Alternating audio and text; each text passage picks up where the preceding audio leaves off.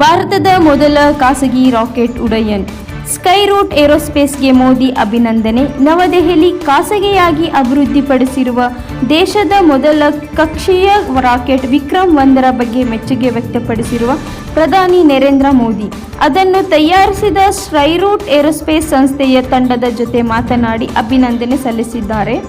ಭಾರತದ ಹೆಚ್ಚುತ್ತಿರುವ ಖಾಸಗಿ ವಲಯದ ಭಾಗವಹಿಸುವಿಕೆಯು ಹೊಸ ಅವಕಾಶಗಳನ್ನು ತೆರೆಯುತ್ತಿದ್ದು ನಾವೀನ್ಯತೆಯನ್ನು ವೇಗಗೊಳಿಸಿದೆ ಎಂದು ಮೋದಿ ಹೇಳಿದ್ದಾರೆ.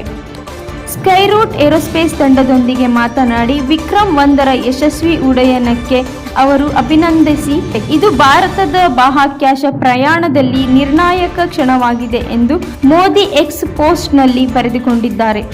ಈ ಸಾಧನೆಯು ಅಲ್ಪಸಂಖ್ಯಾತ ಯುವಕರ ದೊಡ್ಡ ಕನಸು ಕಾಣಲು ಮತ್ತು ನಿರ್ಭಯ ಹೊಸತನವನ್ನು ಅಂಗೀಕರಿಸಲು ಪ್ರೋತ್ಸಾಹಿಸುತ್ತದೆ ಎಂದು ಅವರು ಹೇಳಿದ್ದಾರೆ. ಶನಿವಾರ ಉಡಾವಣೆಯಾದ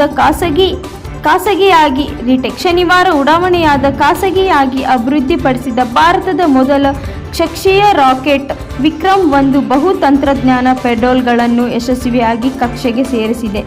ಮಿಷನ್ ಆಗಮನ ಎಂದು ಹೆಸರಿಡಲಾದ ಈ ಕಾರ್ಯಾಚರಣೆಯು ಸ್ಕೈರೂಟ್ ಏರೋಸ್ಪೇಸ್ ನೇತೃತ್ವದಲ್ಲಿ ಭಾರತದ ಖಾಸಗಿ ಬಾಹ್ಯಾಕಾಶ ವಲಯವು ಕಕ್ಷೆಗೆ ಉಪಗ್ರಹ ಉಡಾವಣೆ ಮಾಡುವ ಮಾರುಕಟ್ಟೆ ಪ್ರದೇಶವನ್ನು ಸೂಚಿಸುತ್ತದೆ. ಈ ಕಾರ್ಯಾಚರಣೆಯು ಅತ್ಯಂತ ಯಶಸ್ವಿಯಾಗಿದೆ ಎಂದು ಕಂಪನಿ ತಿಳಿಸಿದೆ.